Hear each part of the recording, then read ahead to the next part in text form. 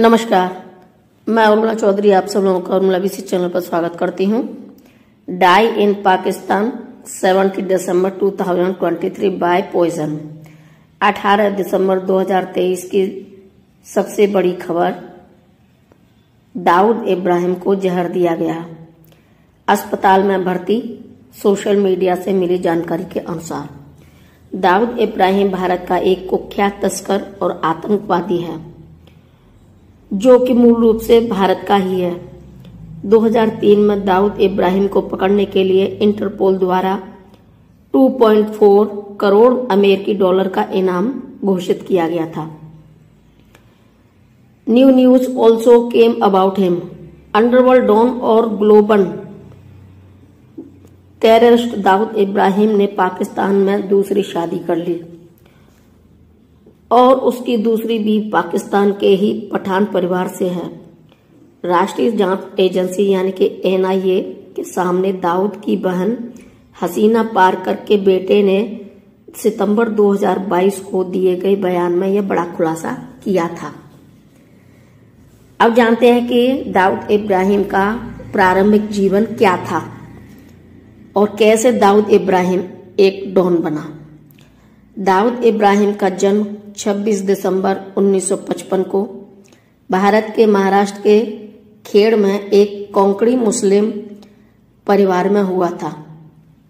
उनके पिता इब्राहिम कासकर मुंबई पुलिस में एक हेड कांस्टेबल के रूप में काम करते थे और उनकी मां अमीना भी एक गृहिणी थी। यह डोंगरी के जदगांव इलाके में रहते थे और अहमद सेलर हाई स्कूल में पढ़ता था, जहां से इन्होंने पढ़ाई छोड़ दी। अब जानते हैं कि आपराधिक कैरियर इनका कैसे बना। दाऊद ने किशोरावस्था में ही धोखाधड़ी, चोरी और डकैती करना शुरू कर दिया था। आखिरकार यह स्थानीय गैंगस्टर और डॉन वासु दादा के गिरोह में शामिल हो गया, जो स्थानीय संगठित अपराध सिंडिकेट का हिस्सा था। 1970 के दशक के अंत में वह बाद में गिरोह से अलग हो गया। अपने बड़े भाई शब्बीर इब्राहिम कासकर के साथ अपना गिरोह बना लिया। प्रतिद्वंदी पठान गिरोह द्वारा शब्बीर की हत्या के बाद वह अपने गिरोह का एकमात्र मालिक बन गया, जिसे डी कंपनी के रूप में जाना जाता है। वह तब मुख्य रूप से सोने की तस्करी, रियल एस्टेट, जबरन वसूली और मादक पदार्थों की तस्करी में शामिल था। समद खान की हत्या के लिए मुंबई पुलिस द्वारा वांछित होने के बाद वह 1986 में भारत से दुबई भाग गया। बाद के वर्षों में उसने अपने दूसरे इन कमांड यानी कि छोटा राजन की मदद से अपने गिरोह का और विस्तार किया, जिसके गिरोह में 5000 से अधिक सदस्य थे और 1990 के दशक की शुरुआत में दसियों करोड़ रुपए का राजस्व लेता था।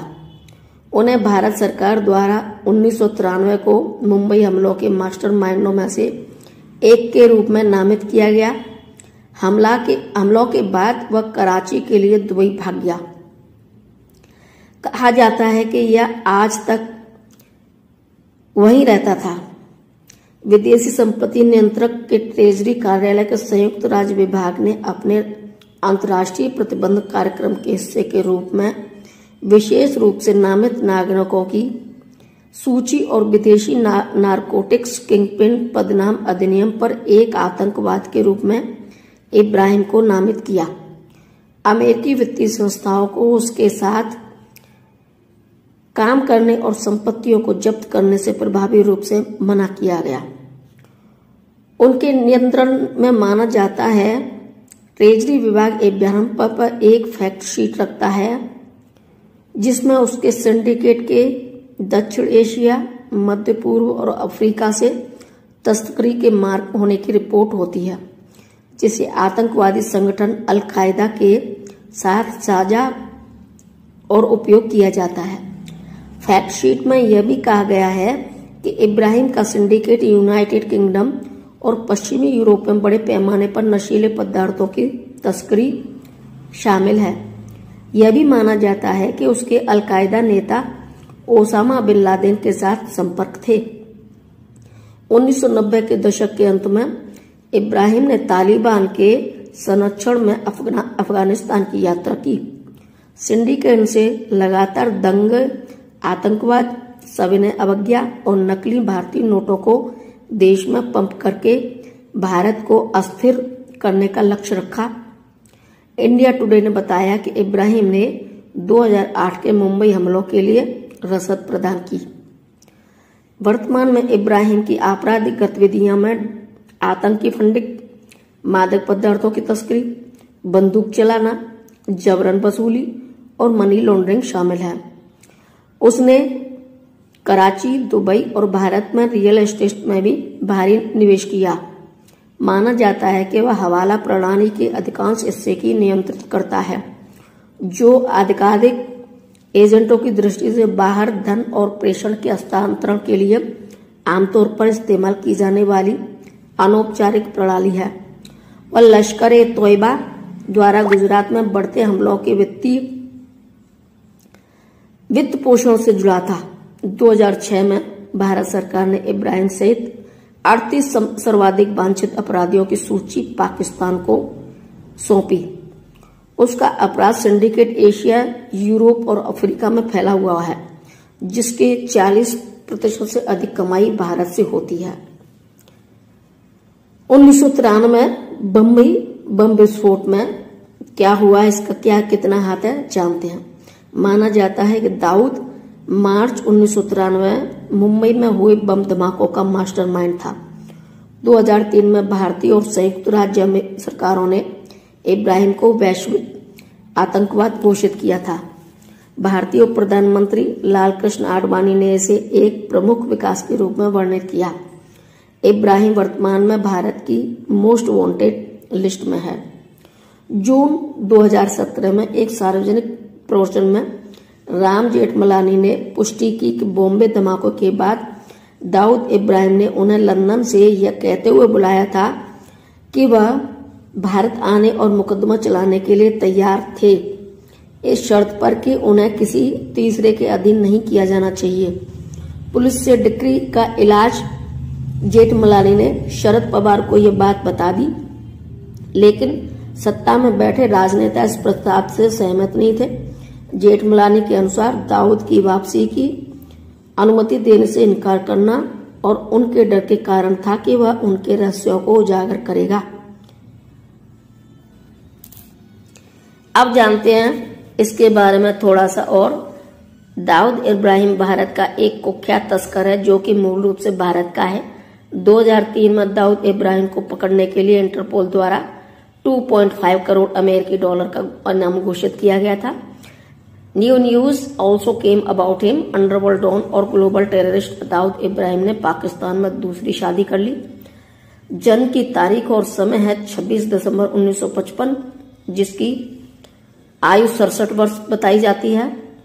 बच्चे हैं इसके मोइन इब्राहिम, मारूक इब्राहिम, मारिया इब्राहिम, मेहरीन इब्राहिम और जो कोई पत्नी है जुबीना जरीन। भाई है इसका हसीना पारकर, शब्बीर इब्राहिम कास्कर, अनीस इब्राहिम, इकबाल हसन, सईदा पारकर, जियादा।